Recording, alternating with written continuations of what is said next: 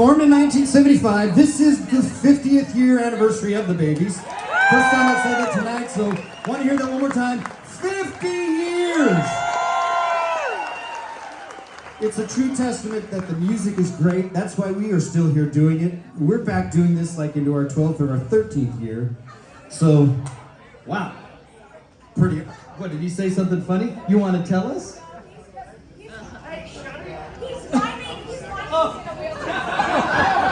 Someday we're going to push Tony up in a scooter and we're going to lock him in. Right. Yeah. And he's still going to bang those drums just as hard as he always does. Woo! Damn. So the beauty of the Babies coming together back in the day in 1975. First record, first album, first group ever sold to $1 million record deal. All on this basis of this thing called video. This is like almost, how many years before MTV? About 7 to 10 years before MTV came out, right? So 74, 75, they started doing it. They had this 3 songs, put it out on a soundstage, went and did a whole thing, videotaped it, recorded it, put some psychedelic stuff on it. It looked really, really cool. Got him a record deal. $1 million, 5 records. Didn't see a penny and we still owe him $500,000, but that's another story. Talk to me later. I need $500,000. And an 8-ball. Oh no, that's the other thing.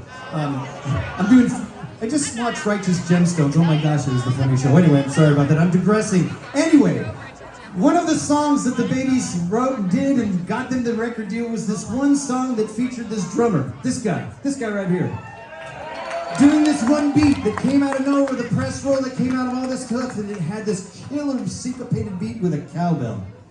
Before Blue Oyster Cult, just saying. More cowbell, and you're gonna have it right now. This is Looking for Love, and this is Tony Brock.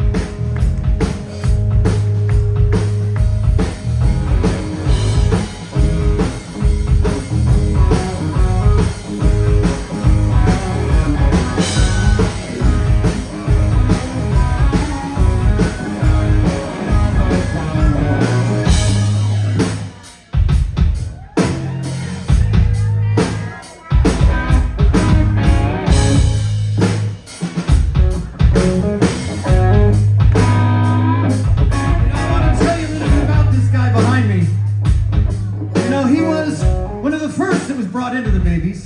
It started off with a guy named Michael Corby. Adrian Millar was the first manager, brought Michael in. They found a guy named John Waite to be the lead singer. Then they found this guy right here. We used to play in a band called Strider, another band called Spontaneous Combustion, and then he joined the Babies for 5 years. After he left the Babies, Rod Stewart's MD for about 12. Yep. After Rod Stewart decided he wanted to become a producer, because he learned some really good stuff from Ron Nevison on the 2 records that they'd done. Figured he'd put a hand in it. So he started producing a guy named Keith Urban. Then Jimmy Barnes. 7 #1 albums in Australia. He is the Bruce Springsteen of Australia because of this guy, Tony Brock. And that's about all I got to say. 12, 13 years ago, he brought me into the fold, and it's been a blessing that I will never ever forget and I will forever cherish. But for now, let's just listen to Tony Brock.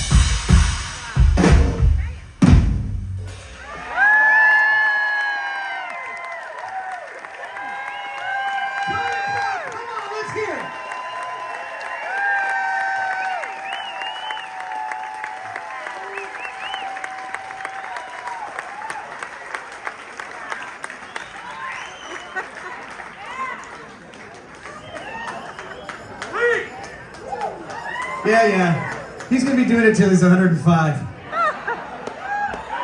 I tell you what, we've had moments where we haven't had we had a couple bad moments where monitors just didn't work. And one show was literally Back on My Feet Again happened, and we could hear everything as soon as we hit the downbeat. It was like 1, 2, 3, 4, nothing. And we played the whole song with nothing. Just because we're all in ears at that moment, and the only thing that I could feel that would keep me in time, and he was about 15, 20 feet behind me, was his kick drum kicking me in the ass. It was like, I felt it, so we were in lockstep. This man hits it harder than anybody I ever met, man. This is awesome. God love you, Tony Brock. All right, I'm gonna take the time to introduce everyone.